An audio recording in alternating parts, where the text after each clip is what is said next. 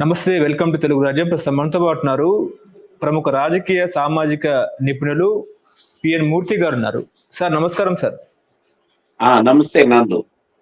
Sir ముఖ్యంగా తెలంగాణ రాష్ట్ర విషయానికొస్తే, తెలంగాణ రాష్ట్రంలో పండగ తర్వాత లేకపోతే ఈ నెల చివరిన స్థానిక సంస్థల ఎన్నికల షెడ్యూల్ రిలీజ్ అయ్యే అవకాశం ఉందని చెప్పేసి రాష్ట్ర ప్రభుత్వం భావిస్తున్న పరిస్థితి. అదే రకంగా ఏంటంటే జూబ్లీ హిల్స్ ఉప ఎన్నికలు కూడా అప్పుడే వచ్చే అవకాశం ఉన్నట్టు కూడా మాట్లాడుకుంటున్నారు. జూబ్లీ హిల్స్ ఉప ఎన్నిక మీదనే ఇటు కాంగ్రెస్ పార్టీ కానీ, బీఆర్ఎస్ కానీ, బీజేపీ కానీ 3 పార్టీలు కూడా జూబ్లీ హిల్స్ ఉప ఎన్నికల మీదనే చూస్తున్న పరిస్థితి. ఈ జూబ్లీ హిల్స్ ఉప ఎన్నికలో సిట్టింగ్ స్థానాన్ని కాపాడుకునేందుకు మాత్రము ఇటు బీఆర్ఎస్ కూడా తహతహలాడుతుంది. ఖచ్చితంగా గ్రేటర్ హైదరాబాద్ లో మేము పాగా వేయాలి అని చెప్పి కూడా కాంగ్రెస్ భావిస్తుంది. అటు బీజేపీ కూడా ఇప్పటికే కూడా అక్కడ రోడ్ షోలు లేకపోతే సభలు పెట్టడం కూడా జరుగుతున్న పరిస్థితి. సో ఓవరాల్ గా జూబ్లీ హిల్స్ ఉప ఎన్నిక ఎవరు గెలుస్తారు, ఏంటి, ఎవరికి ఛాలెంజ్ గా మారే అవకాశం ఉంది అంటే ఏం చెప్తారు? ముందుగా తెలుగు రాజ్యం ఛానల్ కు, మీకు, మీ సిబ్బందికి మొదటగా నా కృతజ్ఞతలు తెలియజేస్తా ఉన్నాను ఆహ్వానించినందుకు. ఈ ఛానల్ ని సబ్స్క్రైబ్ చేయమని చెప్పేసి, ఈ ఛానల్లో ఉన్న కంటెంట్ అంతా కూడా షేర్ చేయమని వీక్షకులకు తెలియజేస్తాను. నందు, ఇప్పుడు మనం గోపీనాథ్ గారి యొక్క అనారోగ్య పరిస్థితుల వల్ల చనిపోవడం, అక్కడ బీఆర్ఎస్ ఎమ్మెల్యేగా ఇప్పుడు ఎన్నికలు రాబోతుంది. సరే, ఇప్పటికే గోపీనాథ్ గారి యొక్క సతీమణి సునీత గారిని అనౌన్స్ చేసింది. అయితే ఇంకా అధికార పార్టీ కానీ లేదా కేంద్రంలో ఉన్న బీజేపీ పార్టీ కానీ ఇప్పటి వరకు క్యాండిడేట్ ఎవరినది నిర్ణయించలేదు. కాంగ్రెస్ లో చాలా పెద్ద ఎత్తునే క్యాండిడేట్స్ కోసం అని చెప్పేసి పోటీ నడుస్తుంది. మొదటగా అజారుద్దీన్ గారు అన్నారు. అజారుద్దీన్ గారు కాదని చెప్పి మధ్యన వార్తలు కూడా వస్తున్నాయి. ఇంకా ఎవరు అన్నది చూడాలి. గతంలో సికింద్రాబాద్ లో ఎంపీ చేసిన ఆయన పోటీలో ఉన్నట్టుగా వస్తున్నది. ఏదేమైనా అక్కడ బీసీ సెక్షన్ కి ఇస్తారా, ఎవరికి ఇస్తారనేది మొదటిగా మనం ఆలోచించాలి. రెండోది ఏంటంటే బీజేపీ అక్కడ చాలా నామినల్ గా ఉంటుంది. వాళ్ళు రోడ్ షోలు చేసినా, ఏ షోలు చేసినా కూడా తెలంగాణలో కేంద్రం నుంచి విభజన సంబంధించిన చట్ట ప్రకారం రావాల్సినవి ఏ ఒక్కటి కూడా రావట్లేదు. కాజీపేట రైలు డబ్బాల నిర్మాణం ఒకటి తప్ప మెడికల్ కాలేజీలో ఒక్కటి కూడా అనుమతించబడలేదు. అదేవిధంగా ఇక్కడ ఇవ్వాల్సిన ఫండ్స్ ఇప్పుడు దాకా ఇవ్వటం లేదు. ఆ విధంగా ముఖ్యంగా మనకి మెట్రో లైన్ సెకండ్ ఫేజ్, మొదటి ఫేజ్ వచ్చేసరికి ఇప్పుడు ఎలాంటి వాళ్ళు చేతులు ఎత్తేసారు. యాక్చువల్ గా మెట్రో అనేది వివిధ నగరాల్లో కనుక పరిశీలిస్తే కేంద్ర రాష్ట్ర ప్రభుత్వాల యొక్క సమన్వయంతో వాళ్ళ పార్ట్నర్షిప్ లో నడుస్తుంది. కానీ ఇక్కడ మెట్రోని, 2వ దశ మెట్రోని ఇంతవరకు కూడా అనుమతించలేదు. అదేవిధంగా ఇప్పుడు ఎల్ఎన్టీ వాళ్ళు అర్ధంతరంగా మేము చేయమని నిర్వహించలేమని చెప్తే ఈ రోజునే రాష్ట్ర ప్రభుత్వం దాన్ని తీసుకోవడానికి ఒక నిర్ణయం తీసుకుంది. సో ఇక్కడ కేంద్ర ప్రభుత్వం నుంచి తెలంగాణ నుంచి జిఎస్టీగా వెళ్తున్న పన్నుల రూపంలో చూసుకుంటే రూపాయిలో ₹1 కూడా ఇక్కడ ఇన్వెస్ట్మెంట్ జరగటం లేదనేది మనందరికీ తెలుసు. కాబట్టి హైదరాబాద్ నగరంలో ఎడ్యుకేటెడ్ వాళ్ళు, ముఖ్యంగా ఐటీ రంగం వాళ్ళు, వీళ్ళందరూ కూడా ఉన్నారు. కాబట్టి గ్రామాల్లో జరిగినట్టుగా ఇక్కడ ఎలక్షన్స్ కేవలం రోడ్ షోలు లేదా మా కేంద్ర ప్రభుత్వం డబుల్ ఇంజన్ ఇటువంటి మాటలతోటి ఇక్కడ బీజేపీకి అంత ఎడ్జ్ ఉంటుందని చెప్పి నేను ఒక విశ్లేషకుడిగా మాట్లాడుతున్నాను. ఆయనకి అంత ఎడ్జి ఉండదు. ఇకపోతే బీఆర్ఎస్ ఒకటి జనరల్ గా సింపతి మీద గెలవడాలనేవి మనం చాలా వరకు చూస్తూ వచ్చాం.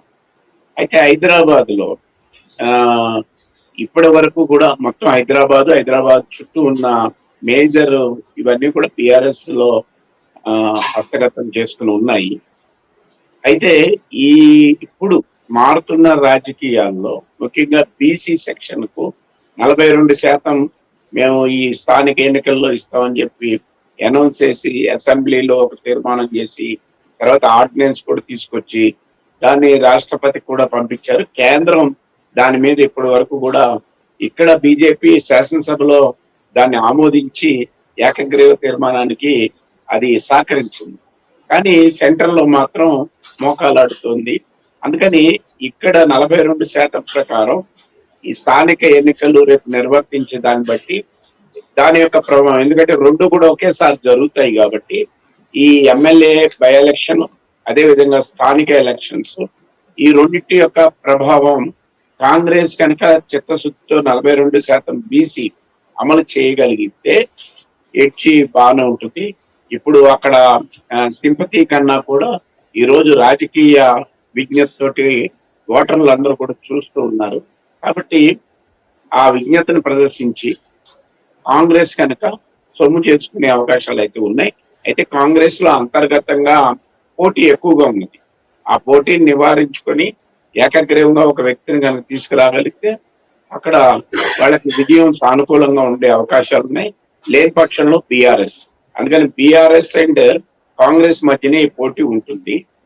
అందుకని బీజేపీ చీల్చే ఆ ఓటింగ్ ఏదైతే ఉందో అది బీఆర్ఎస్ అంటే ఇప్పుడు దాకా ఒక నెరేషన్ జరుగుతూ ఉన్నది, బీఆర్ఎస్ అండ్ బీజేపీ రెండు ఒకటే అన్నది. ఆ విధంగా నెరేషన్ జరుగుతున్న ఈ సందర్భంలో ఒక మిత్రుడుగా బీఆర్ఎస్ ని కనుక నామినల్ గా ఒక బీజేపీ క్యాండిడేట్ ని కనుక పెడితే ఖచ్చితంగా ఆ ఎడ్జ్ అనేది బీఆర్ఎస్ కు ఉపయోగపడుతుంది. ఇది పోటాపోటీగా కాంగ్రెస్ బీఆర్ఎస్ మధ్యనే ఉంటుంది తప్ప ఈ మన జూబ్లీ దాంట్లో బీజేపీ యొక్క ప్రభావం అంతంగా ఉండదు అనేది నాకున్న అభిప్రాయం. కానీ ఇప్పుడు సెంటిమెంట్ వర్కౌట్ అయ్యే అవకాశం ఉందంటారా? ఎందుకనంటే 14 నుంచి ఏకదాటుగా గెలుస్తున్న వ్యక్తి ఎవరు అనంటే మాగంటి గోపీనాథ్ గారు.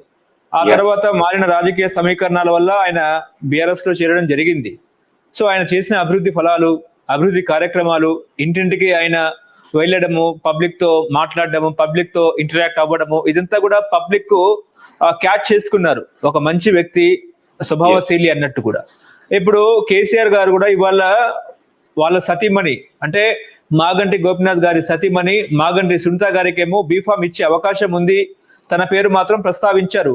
ఒకవేళ సునీత గారికి టికెట్ ఇచ్చారనుకోండి, ఆల్మోస్ట్ ఇచ్చినట్టే. మరి ప్రజలు ఎట్లా ఆమెను స్వీకరిస్తారు? ఏంటి సెంటిమెంట్ వర్కౌట్ అవుతుందా? ఒక ఆడబిడ్డ ఓటు అడుగుతుంది అన్నట్టు ప్రజలు ఏమైనా భావిస్తారా? అసెంబ్లీకి పంపించాలి మాగంటి గోపీనాథ్ గారి గొంతు అన్నట్టు కూడా ఏమైనా ప్రజలు భావించే అవకాశము లేకపోలేదు కదా అనేది చర్చ. అంటే ఇప్పుడు బీఆర్ఎస్ అనేది అంతర్గతంగా ఒక సవాల్ని ఎదుర్కొంటోంది. కవిత గారి ఎపిసోడ్ చూస్తున్నాం మనం. ఆవిడ చాలా బహిరంగంగా హరీష్ రావు గారి మీద, సంతోష్ రావు గారి మీద బహిరంగంగానే మాట్లాడుతుంది. కవిత కూడా ఆవిడకి కూడా ఇక్కడ ఒక హోల్డ్ ఉంది ఈ జూబ్లీస్ లో. రెండోది తెలుగుదేశం పార్టీకి కూడా మంచి హోల్డ్ ఉంది ఇక్కడ. అంటే ఓటర్స్ ఉన్నారు, దాన్ని పోగు చేసుకునే శక్తి ఇవన్నీ కూడా తెలుగుదేశం గత ఎన్నికల్లో మనం చూసాం.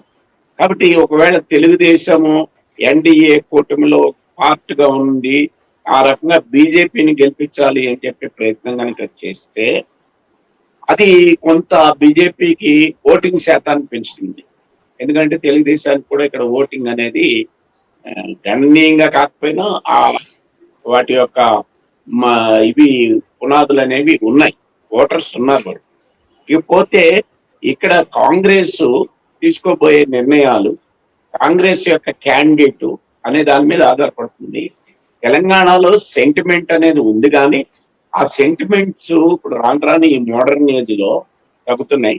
ప్రధానంగా హైదరాబాద్ లో ఓటింగ్ కోసం వచ్చే వాళ్ళు ఎక్కువగా ఇప్పుడు జూబ్లీస్ లో 50% కనుక ఓటింగ్ జరిగితే అది చాలా గొప్ప అని మనం అనుకుంటూ ఉంటాం. కాబట్టి ఆ ఓటర్స్ ఎవరనే దాని మీద కూడా ఆధారపడి ఉంటుంది. అక్కడ స్లమ్స్ కూడా ఉన్నాయి జూబ్లీస్ లో. ఆ స్లమ్స్ లో ఉన్న వాళ్ళని కూడగట్టడంలో కాంగ్రెస్ కనుక ఇందిరమ్మ ఇళ్ళు ఇవి ఉన్నాయి కదా 6 పథకాలు, అవి ఎఫెక్ట్ ఏ మేరకు వాళ్ళ మీద ఉంటుంది అనే దాని మీద ఆధారపడి ఉంటుంది. కాబట్టి ఏది ఉన్నా సెంటిమెంట్ ఉన్నా బీఆర్ఎస్, అధికారంలో ఉన్న కాంగ్రెస్ ఈ మధ్యనే పోటీ ఉంటుంది. తెలుగుదేశం ఏ ఓటింగ్ చేర్చగలుగుతుంది అని చూసినప్పుడు సాధారణంగా బీఆర్ఎస్ నే చీల్చుతుంది. ఎందుకంటే మాగంటి ఆయన గోపీనాథ్ గారు ఆ తర్వాత పార్టీ మారడం అవన్నీ కూడా మనం చూసాం. కాబట్టి ఖచ్చితంగా కాంగ్రెస్ కి అవకాశాలు ఎక్కువ ఉన్నాయి. అయితే అంతర్గత కుమ్ములాట్లు అనేవి కాంగ్రెస్ లో కూడా ఉన్నాయి. దాని క్యాండిడేట్ ని సరైన ఆయన పెట్టుకోవచ్చు. హలో, తెలుగు రాజ్యం ఛానల్ చూస్తున్నారా? సామాజిక, రాజకీయ, జీవన చిత్రణే తెలుగు రాజ్యం. అతిశయోక్తులు, అసత్యాలు ఉండవు. రాజకీయ కోణం కాదు, ప్రజా కోణమే కొలబద్ద. తెలుగు రాజ్యం వీక్షణ మీ ఉత్తమ అభిరుచికి నిదర్శనం.